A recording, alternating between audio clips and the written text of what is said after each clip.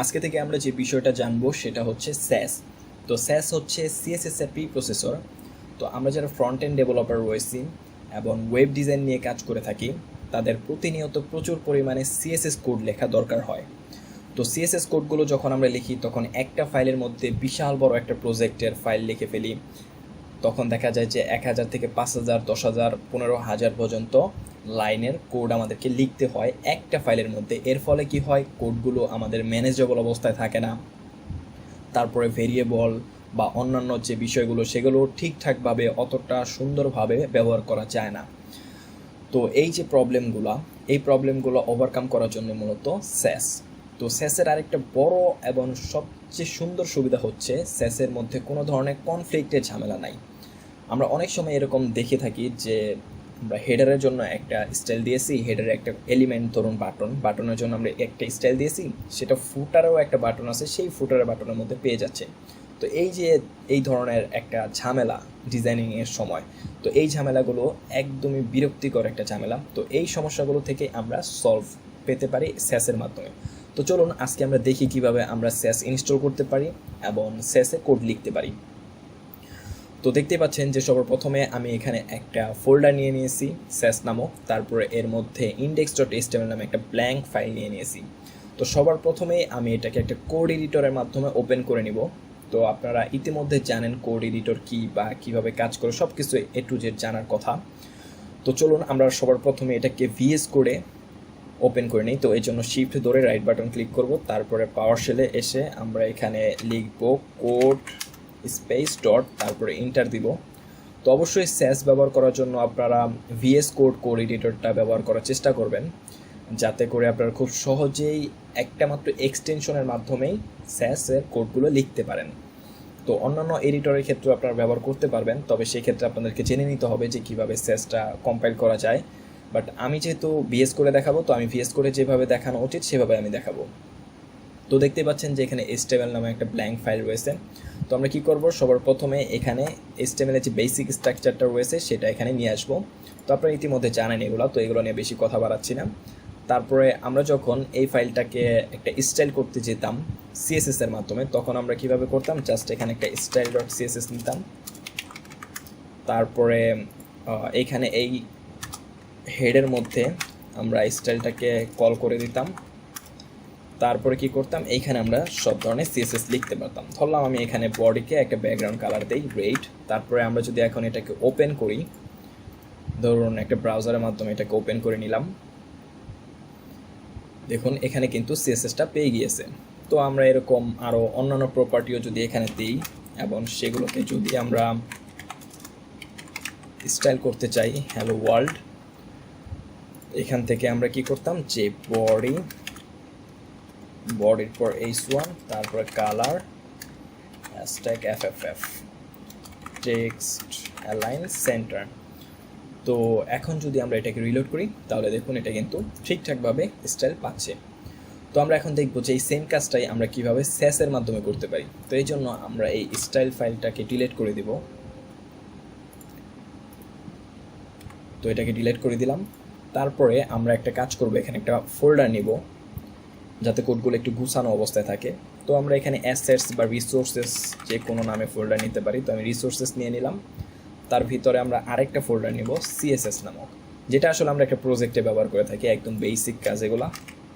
এবং এখানে আরেকটা ফোল্ডার নিব স্যাস নামে। তো এর ভিতরে আমি একটা স্যাস ফাইল নিব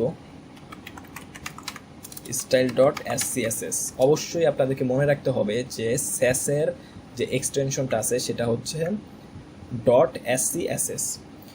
তো এখন যখন আমরা এখানে কোড লিখব, ধরুন মনে করুন যে আমরা বডি ট্যাগটাকে ধরে এখানে ব্যাকগ্রাউন্ড কালার দিয়ে দিই রেড। তো যখন আমরা সেভ করার পর আমরা যদি আউটপুট দেখি তাহলে দেখব যে এখানে কোনো ধরনের কোনো কিছুই আসতেছে না। এর কারণ কি, কারণ হচ্ছে আমরা এখন এই স্যাস ফাইলটাকে CSS এ কনভার্ট করি নাই। কারণ দিন শেষে ব্রাউজার কিন্তু CSS ছাড়া বুঝে না। আমরা কিন্তু যদি এই স্যাসটাকে সরাসরি কল করে দিই এখানে, তাহলে কিন্তু এটা পাবে না আসলে। তো এই জন্য কী করতে হবে, আমাদেরকে অবশ্যই স্যাসটাকে কম্পাইল করে CSS এ কনভার্ট করে নিতে হবে। তো সেটা আমরা VS কোডের এডিটরের মাধ্যমে খুব সহজেই করতে পারি। তো এই জন্য আমাদেরকে এই পাশে একটু লক্ষ্য করতে হবে, দেখবেন যে এখানে এক্সটেনশন নামে একটা অপশন আছে। তো এই এক্সটেনশনে যখন আমি ক্লিক করব তখনই এখানে একটা সার্চ অপশন পাবেন। তো এইখানে আপনাদেরকে লিখতে হবে লাইভ স্যাস কম্পাইলার। তো যখনই আপনি লাইভ স্যাস কম্পাইলার লিখে সার্চ করবেন তখনই আপনি এখানে একটা এক্সটেনশন পেয়ে যাবেন, এই যে এক্সটেনশনটা। তো যখনই আমি এটাকে ওপেন করব, দেখুন অবশ্যই অথরটা দেখে নেবেন। তো এই অথরের হতে হবে, তখনই আপনারা এখানে দেখবেন যে একটা ইনস্টল অপশন রয়েছে। তো জাস্ট আপনি ইনস্টল অপশনে ক্লিক করার মাধ্যমে এই লাইভ স্যাস কম্পাইলার এক্সটেনশনটা ভিএস কোডের মধ্যে ইনস্টল করে ফেলতে পারবেন। এবং যখন ইনস্টল হয়ে যাবে তখন কিন্তু এখানে আনইনস্টল লেখা দেখাবে। তো এই পরিমাণ যখন হয়ে যাবে কাজ, তখন আপনারা এখান থেকে এটাকে ক্রস করে দেবেন। তারপরে আমরা যদি আমাদের ওয়ার্কিং ডিরেক্টরিতে আসি এবং এই যে style.sas বা অন্য যে কোনো নাম আপনারা দিতে পারেন, সেই নামের মধ্যে এসে যখন আপনারা একটু নিচের দিকে তাকাবেন তখন দেখবেন যে এখানে ওয়াচ স্যাস নামে একটা অপশন আপনারা অবশ্যই পাবেন। তো এই অপশনটা যদি না পান তাহলে মনে করবেন যে আপনাদের এক্সটেনশনটা পারফেক্টলি ইনস্টল হয় নাই। তো সেই ব্যাপারটা আপনাদের লক্ষ্য রাখতে হবে। তো এখন আমরা যদি এখানে ক্লিক করি তাহলে এটা আসলে রেন্ডার হয়ে স্যাস থেকে সিএসএসে রূপান্তর হয়ে যাবে। তো সেটা কোথায় হবে সেটাও কিন্তু আমরা বলে দিতে পারি। তো এই জন্য আমরা আবার এক্সটেনশনে যাব এবং আমাদের ইনস্টল করা যে এক্সটেনশনগুলো রয়েছে সেখান থেকে আমরা দেখব যে আমাদের লাইভ স্যাস কম্পাইলার এক্সটেনশনটাও রয়েছে।